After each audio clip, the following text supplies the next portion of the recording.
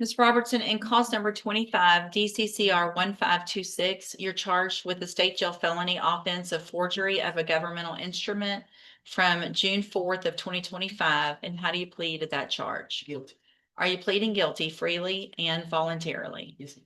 And are you pleading guilty because you actually did what they charged you with? Yes, ma'am. I have here on the tablet some documents that have your signature on them that the state's marked as exhibit number 1.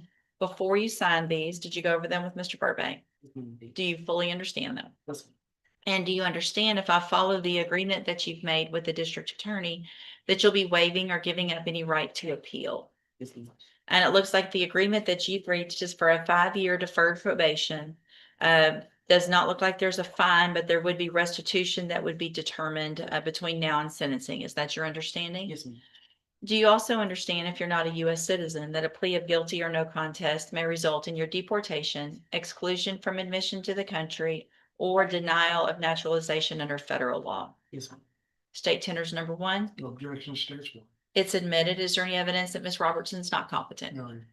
Right, ma'am, I'm going to find that you entered your plea of guilty freely and voluntarily. Find that you're mentally competent and you understand the nature and the consequences of that plea. Find sufficient evidence to find you guilty. However, I'm going to reset your case for sentencing so that the probation department can do a pre-sentence report. That'll give me more information about you and your case. Also give them time to figure out the restitution amount, and then we'll come back later for sentencing. You need to stop and talk to probation on your way out of the courtroom today, and she's sitting at that desk right over there. Okay, we'll see you back at sentencing.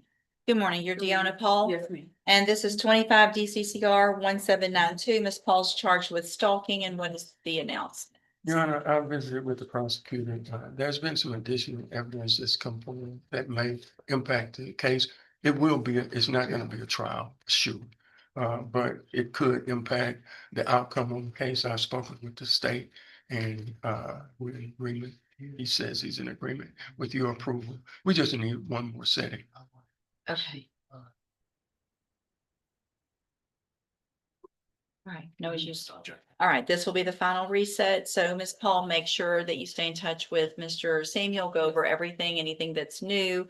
If there's something you need to get to Mr. Smith, do that quickly, and we'll get a plea at that next court date. We'll do. Your Honor. Okay, thank Thank you. you. You're free to go. No, ma'am. Okay, thank you. All right, sir, you're Henry Littlefield. Answer Yes, out loud, ma'am. please. Thank you. And this is 26 DCCR 0395. Mr. Littlefield's charged with driving while intoxicated, 3rd or more. And this is Ms. Malfino's. Any notes or anything that would help? Judge, you? I didn't see anything that would answer its question today, so I don't see any problems for a reason not to reset if it's okay with the court. All right, I'm gonna reset it one more time. I know she's on vacation this week, but make sure you call, get it, Yes, see sure. her as quickly as possible. And Mr. Littlefield, you have the auto ignition interlock device on your vehicle? No, ma'am. Are you driving? No, ma'am. Okay, so as a condition of your bond, I want to make sure that we're on the same page. You either do not drive or you have to have an auto Yes. ignition interlock device. Uh, Okay, all right, anything else then? Nothing I'm aware of. Your Honor. All right, we'll see you back at the next court date. Thank you, Thank Judge. you. Good morning, ma'am. You're Kristen Bell? Yes, ma'am. And this is 25 DCCR 1812. Ms. Bell's charged with injury to a child, elderly, or disabled individual. And what Yes, should Your Honor. announce? Your Honor, I spoke with Ms. French. There may be a change in the offer, due to some additional information, that she has been given, that I'll make time to discuss with Ms. Bell, if possible. All right, any issue with the reset then? No, Yes, Your on that? Honor. So Ms. Bell, I'm gonna reset your case about 30 days. Make sure you call and make an appointment. Go visit with Ms. Holmes before that next court date, and we'll see if we can get an announcement. All right, you're free to go. Judge, Ms. Bell has a warrant. Oh, I'm sorry. Okay. Right here for a second. It's my understanding she has, a municipal court traffic ticket warrant. Is it possible that she can go I take can't. care of it? No, I can't give her permission. If there's a warrant, we have a requirement, or they have a duty to take her in. Okay. Yeah, there's nothing I can do with regard to that warrant. It's not mine. All right. It'll be a while before she's transported if you want to try to. Yeah, it's If Beaumont somebody- Municipal Court. If somebody can take care of it while she's still here.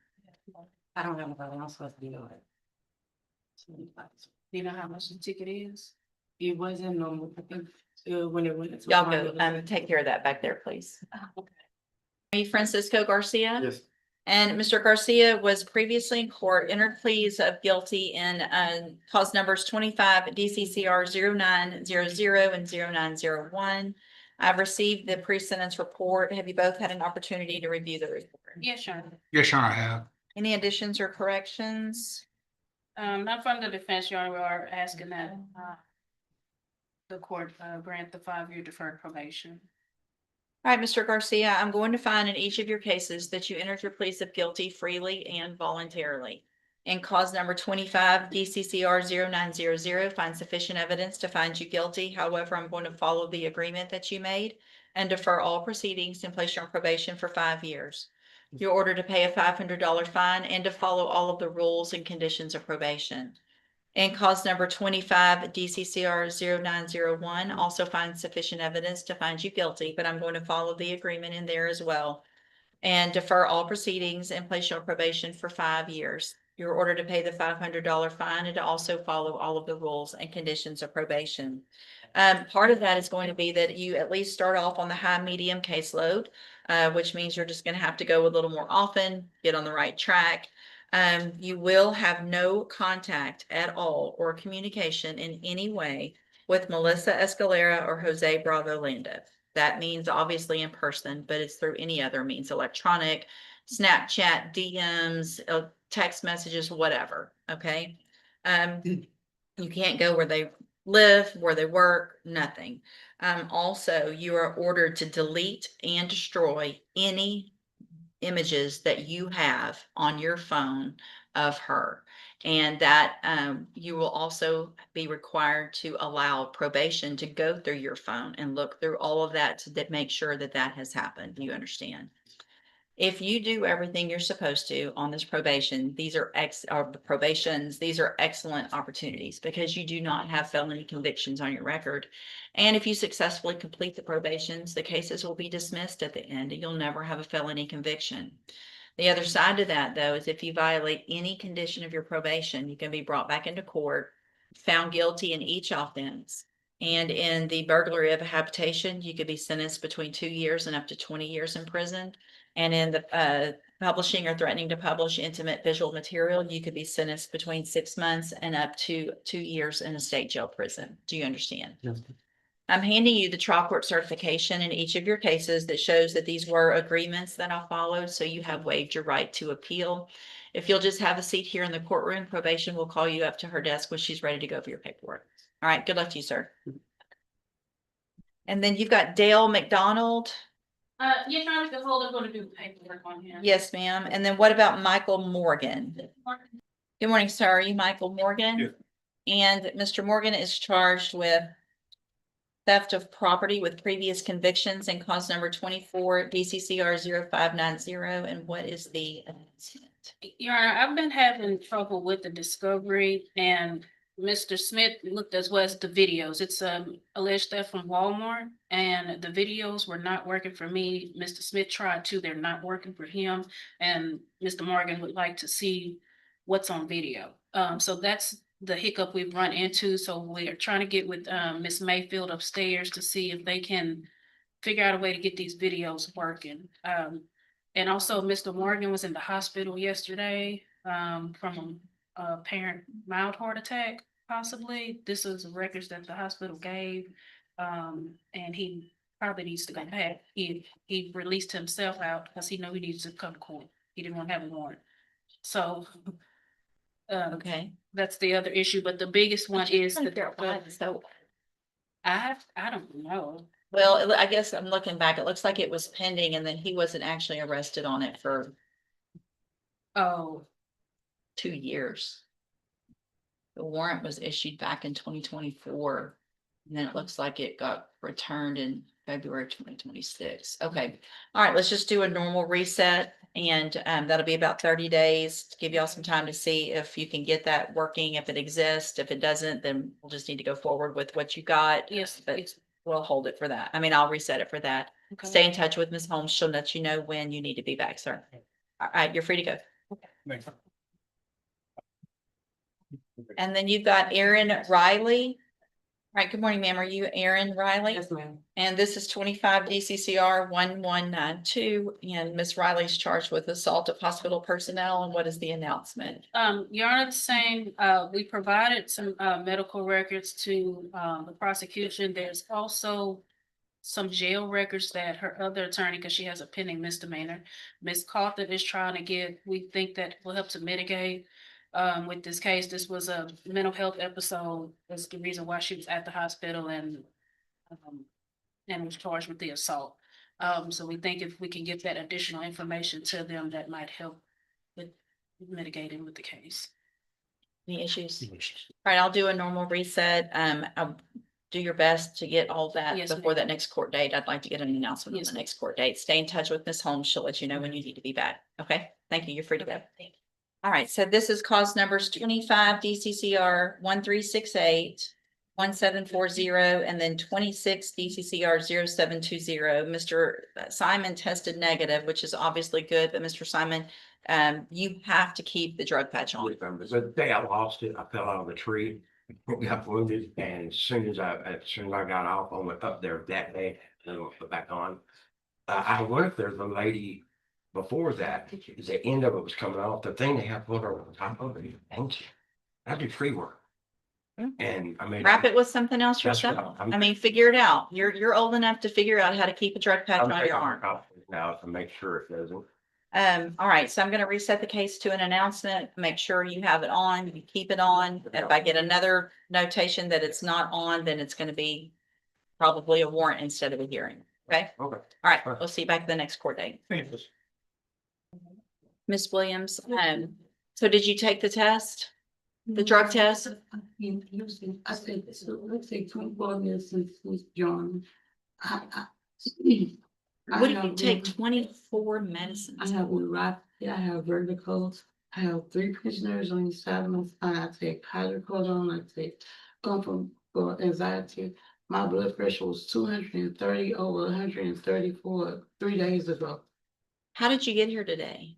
My ex-husband brought me, So are you driving? no, ma'am, Do you ever drive? no, ma'am. So- The doctor don't want me to drive. He took my license and put me back at class B because I could have an aneurysm while driving. All right, so here's the thing, Ms. Williams, I'm going to order also as a condition of your bonds in each of your cases, which is 260218 and 251430, that a condition of your bond, you are not allowed to drive ever any vehicle. Do you understand? Yes, ma'am. All right, and so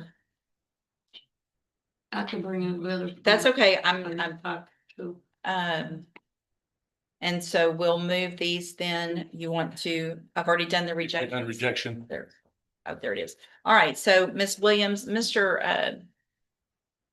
Parker has been appointed to represent you. He's one of the attorneys who handles a lot of cases for me as a court-appointed attorney. With your permission, I can release him and I can appoint another attorney today who could begin preparation for trial a little quicker in your cases. Is that okay with you? Yes, ma'am. All right, then I'm going to release you, Mr. Parker. Ms. Williams, if you'll just, you're ready, step in front of the clerk. She will give you the information now on who that attorney is and when you need to contact them. Thank you. Yes, ma'am. Thank you, Judge. Thank you. Harris, Yes, ma'am. back up, please. What kind of pants are you wearing? DJs, I was rushing, like, Here's the thing, you've had an excuse every single time you've come to court. If you come to court in pajamas or with house shoes or any of the other nonsense that you've been wearing, Yes. then there will be a warrant issued. I'm going to raise your bond and you're going to go to jail. If you want to go sleep in PJs, you can do it in jail. Don't show up like that again. Do you understand? Yes. There's nothing about this that's funny. There's nothing about, you shouldn't be rushing. Wake up early, get here on time. We've had this problem every single time. So why were you late today? I was late today to my mama. Well, I woke up on time this morning and I was to wake my mom up, but she didn't wake up because I guess she was on her medicine. I guess it still made her tired, but I hurried up and woke up this morning and stuff like that. And yeah, that's it, Judge. I'm sorry. And Did you go talk to some lawyers? Yes, ma'am. I did. Who'd you But- talk to? I talked to Mr. West. He still haven't given my price yet. Who? Mr. West. Okay, He haven't given my price yet. I haven't come back contact with me. And I talked to Mr. Rife. He charged me 1,500. And I talked to Jade of per parole of law enforcement in Beaumont, Texas. She told me if I was to plead guilty, my charge would have been 5,000, and if I was to plead, no, my bad, I'm sorry. If I was to plead guilty, my total would have been 35,000. Oh, not, and if I was to plead not guilty, my charge would have been 5,000. And I also 3,500, not 35,000, I'm guessing. I'm sorry. And I also contact the criminal authority, Mr. Dustin. He wasn't in his office. Okay. And I also called Miss Larnie Caroso. Mm-hmm. She didn't answer either, and they haven't came back into me. And Did you get that drug patch put Yes, on? ma'am, I did. I also got the drug patch overnight, and you did say like I only had it for a week overnight, and it's on me. I was taking a shower and stuff like that, and it was sleeping off, and I had to wrap it up. But today I'm finna go back up there to get a new one, so I don't get in trouble. But yes.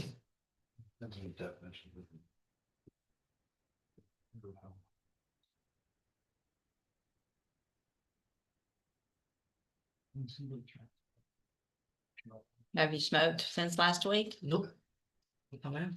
I want that drug patch on this week. Yes, ma'am. People wear drug patches all the time Yes. and they don't come off when they take showers. Yes. Okay. So whatever you have to do to keep that drug patch on, you do it. Yes, ma'am. Like today, If- I was Don't care.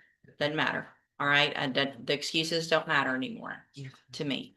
If you're going to be out on bond, then you're going to wear the drug patch. yes, ma'am. You have to wear it. You have to keep it on. If it means wrapping it up with something more than what they put on, I don't care how you do it. Make sure it's on, make sure it's tested every 2 weeks. If it's not, and there's another issue with that drug patch, I will raise the bond. Do you understand? Yes, ma'am. There won't be any excuses of whatever you were doing. Yes. I'm going to have you fill out some paperwork today to see if you qualify for a court-appointed lawyer. Okay, thank you for doing most of what I asked you to do. Yes. You need to fill out this paperwork accurately and completely because you're going to swear under oath that it's true and correct, and then I'll take a look at it. I'm also going to recall that bond forfeiture. Step in front of the clerk on the end, bring your papers. All right, Mr. McDonald, in cause number 26, DCCR 0113, you're charged with a first-degree felony offense of aggravated robbery, and that is from January 5th of 2026. And how do you plead to that charge? Good. Are you pleading guilty freely and voluntarily? No. And are you pleading guilty because you did what they charged you with? I have here on the tablet some documents that have your signature on them that the state's marked as exhibit number 1. Before you signed these, did you go over them with Ms. Holmes? Yes, ma'am. Do you fully understand them? Yeah. And do you understand? So there's no agreement. Well, it's unagreed. We're asking for deferred and the state's waiting on the PSA. Okay, so no agreement. Yes. So I want to make sure you understand, what you're doing is leaving your punishment up to me.